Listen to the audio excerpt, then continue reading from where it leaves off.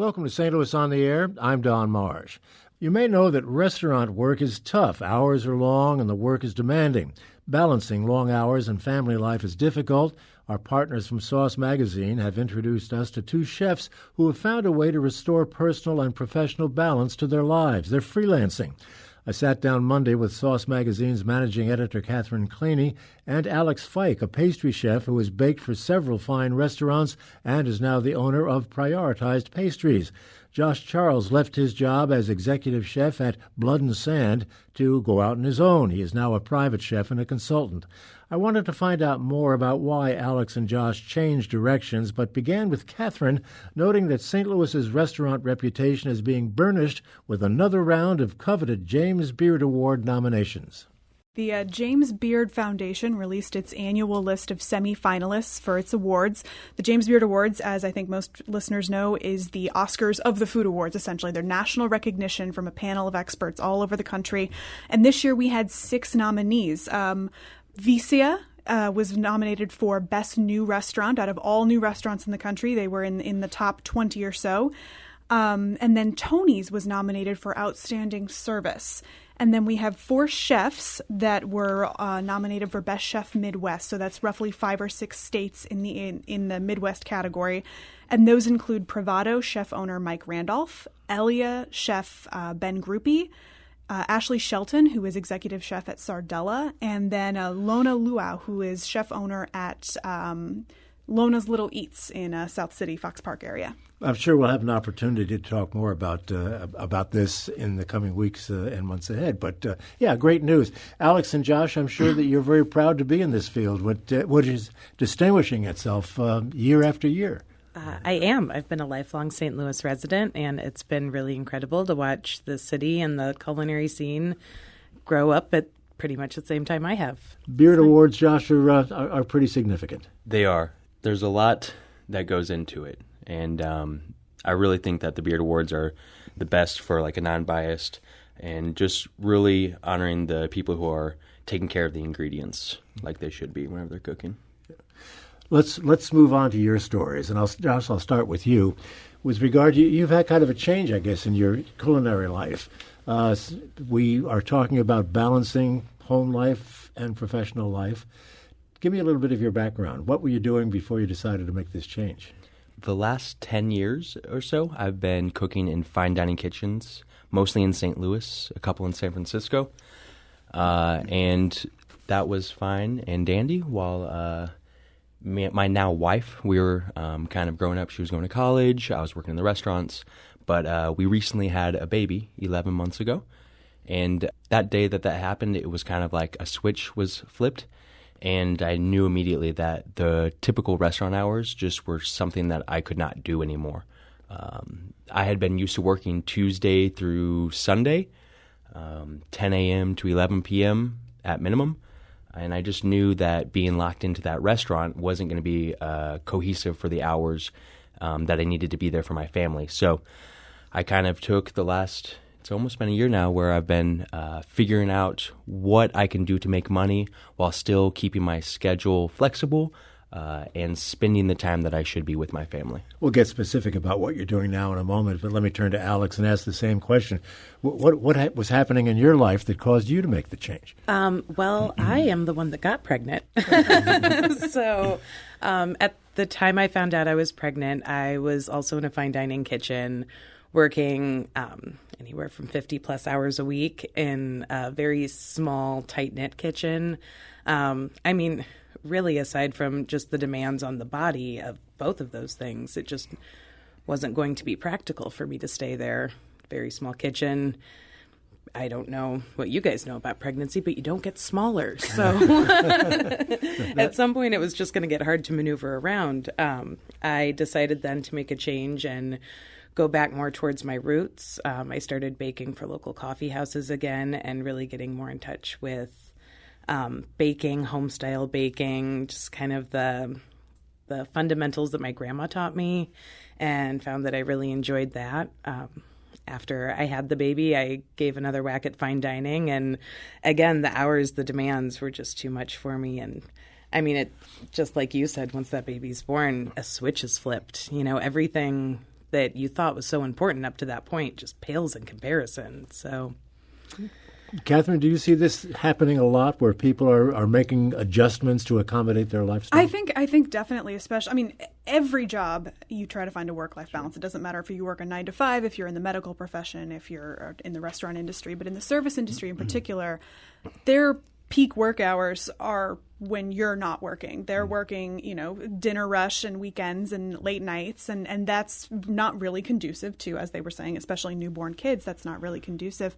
And I see a lot of, especially in St. Louis, I think a lot of chefs and restaurant owners have young kids, and it's really interesting to watch how everybody tries to make that work. I've seen people, bring their kids into the restaurants with them, and it's really fun to see them just kind of hanging out at the bar or hanging out with the chef in the kitchen. I know, Alex, you, the Libertine, right afterward, you were like going in after the kitchen closed at night, right? Yeah, so to accommodate, and I actually have a very similar schedule with what I'm doing now, but to accommodate everything, I was doing all of my prep work and baking overnights there.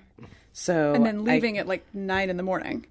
My husband works a 9 to 5 job, so I would try to get out of there in enough time to make it home. Of course, it didn't always happen that way. So as you mentioned, there were more than a couple times that we wound up with a pack and play next to the Hobart. And so she is going to be a kitchen baby. She's getting it honest. What are you doing now specifically that is so different from the other? Well, really, aside from doing it all for myself and kind of making my own rules, it's not terribly different from what I had been doing.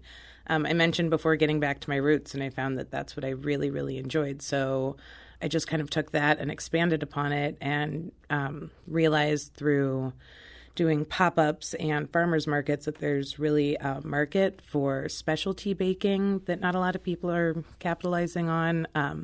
Vegan and gluten-free baking specifically, baking for just a wide range of allergens.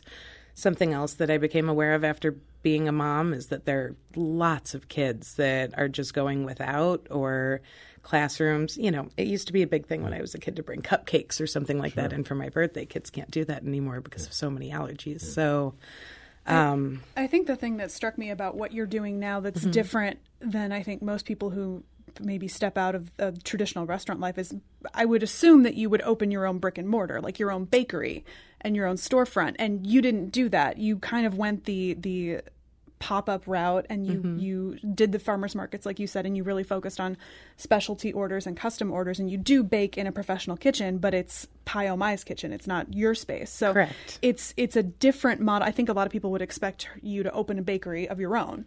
And I think it's interesting that you chose to go that direction instead of... Well, at the root of all of this, it's been about prioritizing my family and my kid. And I've been a part of opening restaurants. I've seen other people do it. And that's just the exact opposite of what I was going for. It's a bit of a time suck. Yeah.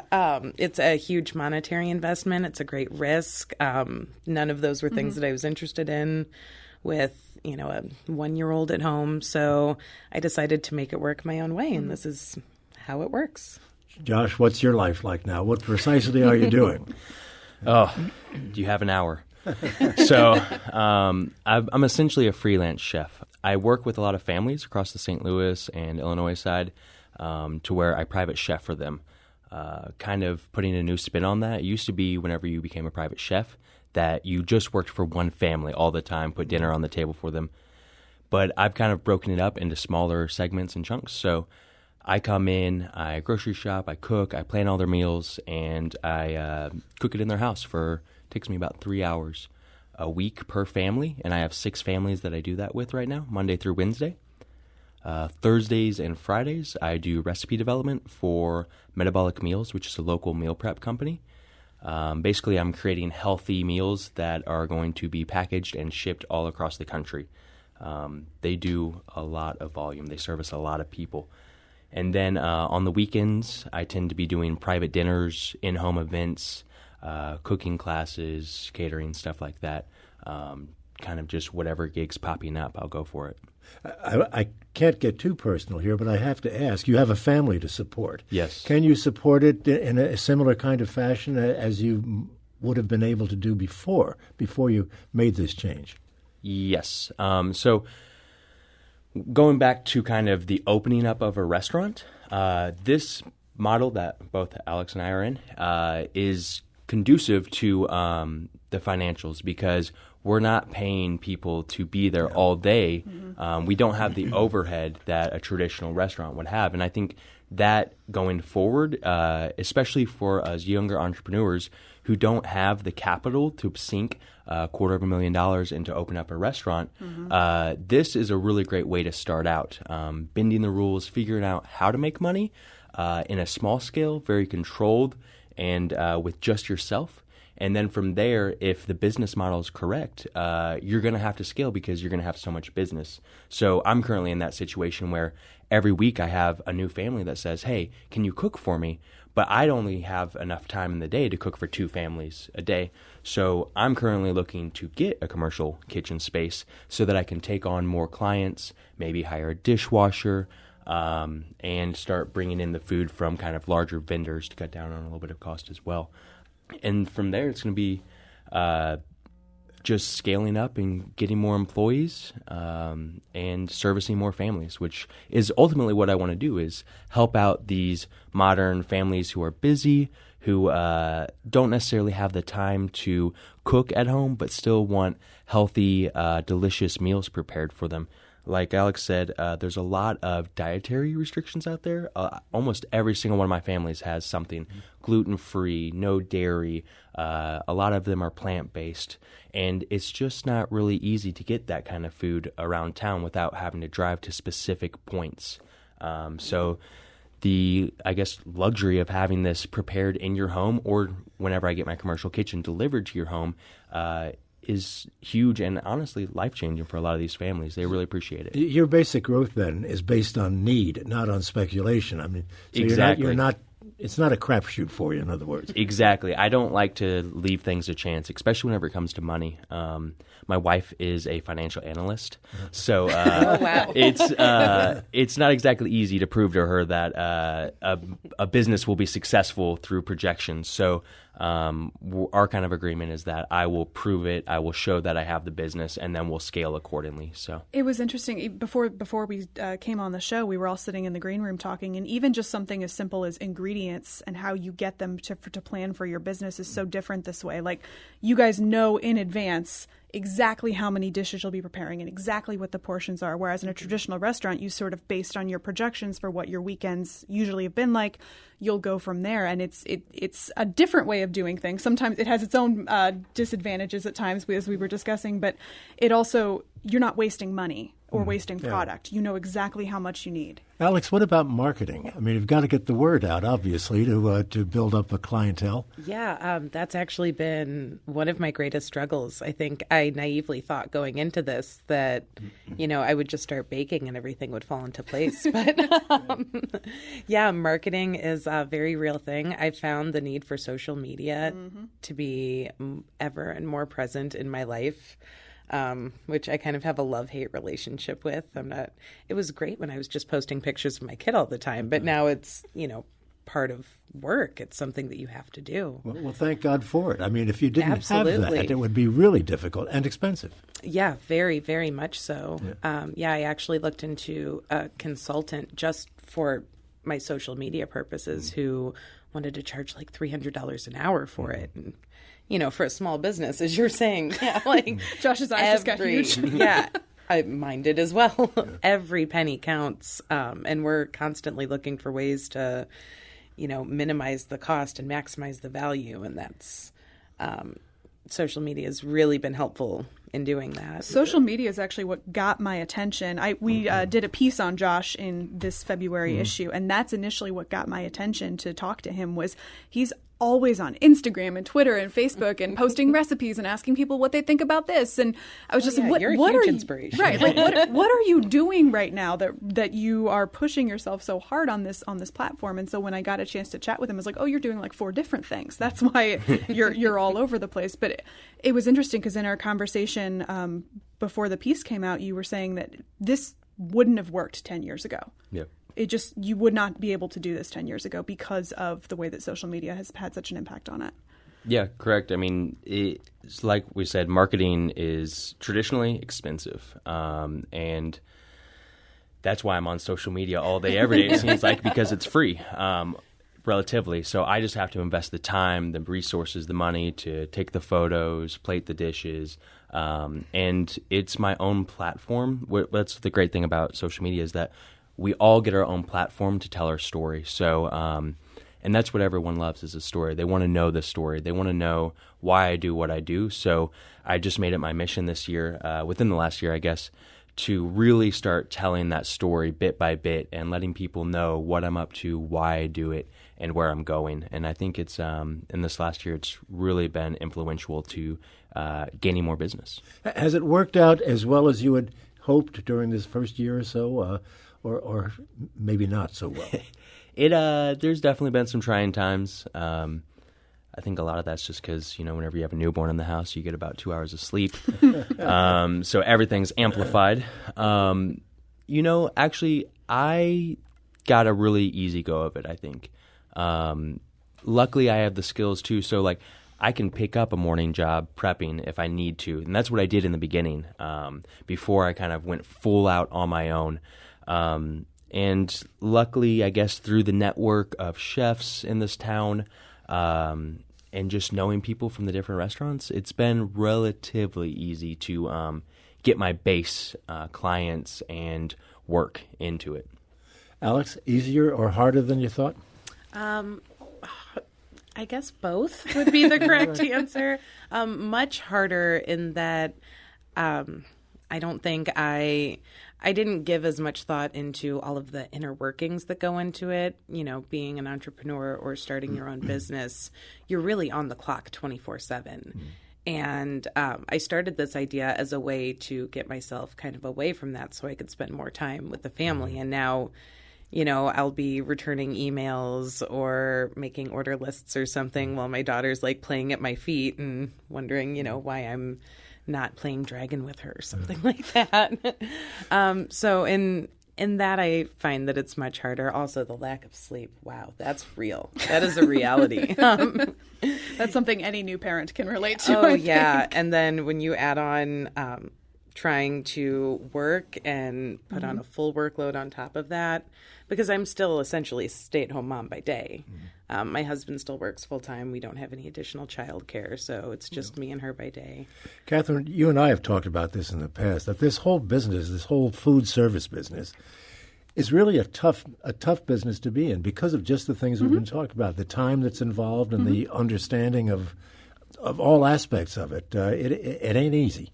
It's definitely not easy. And I'm sure you two probably have better perspectives on this than I do just from being in kitchens more. But from what I've witnessed as a journalist and as a diner, I feel like I don't know that there's necessarily an instant fix that's just going to make this all so much more easier. But I do think I see people that there's been this sort of brash, tough guy attitude of if you can't hack it in a kitchen and you can't hack the long hours, then get out. I think that I see some of that changing, especially as the owners and the chefs themselves start to have young families. Like I was saying, there's chefs that I see bringing their kids into the restaurant a lot. I'm thinking in particular, I know Gerard Kraft's daughters are in his restaurants all the time. Corey and Karen King, who own Side Project Brewing, bring their kid in frequently. And it's sort of the perks of owning the business is you can do that. But I think people are trying to be more understanding of that, because if you have talented people, you want to be able to keep them on and really work with them and help develop them and develop your place. As our time begins to wind down, Alex, I'll ask you, what do you see as the growth potential for your business at this moment? Well, I think my 5-year goal is pretty much aligned with my daughter going to school. So I think that'll free up a lot of time and maybe just enough time to devote to that brick and mortar. I'm not saying it's not something I'm not interested in. It's just not for right now. So I think as I work on growing the business, growing my clientele base, that'll always be kind of the carrot dangling at the end of the stick for me. Josh, how about your potential growth? I'm excited because once I get this commercial kitchen, it's not going to be the traditional catering, just one set thing for my kitchen. I plan on doing everything that I can to maximize the time and space and revenue inside of that commercial kitchen. So cooking classes, pop-ups, catering, meal prep, all that stuff will be kind of rolled into one. It might be a little bit tricky to tell that story all the time because there's so much going on. But at the end of the day, I'm here to service the end consumer. I'm trying to make everyone else's life easier by providing them with excellent, tasty food. It sounds to me like when this business gets in your blood, it's very hard to back away from it. Oh, yeah. I don't think I can go work for someone else right now. No. It's just I'm at the point where I have my mission. 10 years in fine dining, your mission is to complete the owner's mission. So once you make that switch over to your own entrepreneur, self-driven, it sounds selfish, but it's for me now. But that ultimately helps the end consumer, and there's a market for it. So. But the bottom line is, and I'll ask you first and then Alex, has your mission been fulfilled? Are you doing now what you hoped would come of this change, spending more time with your family, having the ability to do that? Yeah, correct. I probably work just as much, but the thing is that I'm not glued to anyone's schedule. It used to be Tuesday through Saturday or Tuesday through Sunday, just there. No ifs, ands, or buts. It doesn't matter if I have a funeral. It doesn't matter if there's a birthday. I don't make it. Now I can change my schedule around pretty much as I want. I can say no to a catering on a Saturday, or I can say yes.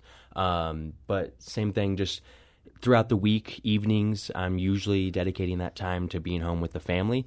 And then whenever I have time, I'm working as hard as I can to get as much as I can done. No regrets. No regrets. Alex? I have to agree with your sentiments exactly. I mean, it's fantastic being able to say no to somebody for a change. I mean, of course, you always have to watch out for the bottom line, but at the end of the day, my bottom line really revolves around my daughter, and I get to spend all my time with her. So, I'm still creatively fulfilled, and I still get to play with all of my fun ingredients and make delicious treats, and I get to wake her up in the morning and put her to bed at night. I mean, it's hard work. I'm tired all the time, but I can't imagine a better life for myself. So, we'll put contact information, by the way, on our website so folks can understand how they can easily and quickly reach you guys if they need your services. Catherine, do you want to put a bottom line to all of this? I really respect what these guys have done. It's not easy to find a career that makes you creatively fulfilled, makes money, and also fulfills your personal goals. And, it's you may be answering emails in the middle of the day, but your kid is still right there. And I think that's a nice sentiment to be able to do that. So I'm just really impressed with these guys. And I think it's fun to see that chefs can do things not just in a traditional restaurant setting. You can try new things and new business models. And I really think that's, especially with social media, I really think that's the way a lot of chefs are going to go, regardless of whether or not they have families. It just may be the best option for them as an entrepreneur. Thanks to Catherine Klene and Sauce Magazine, Alex Feick of Prioritized Pastries, and to Chef Joss Charles.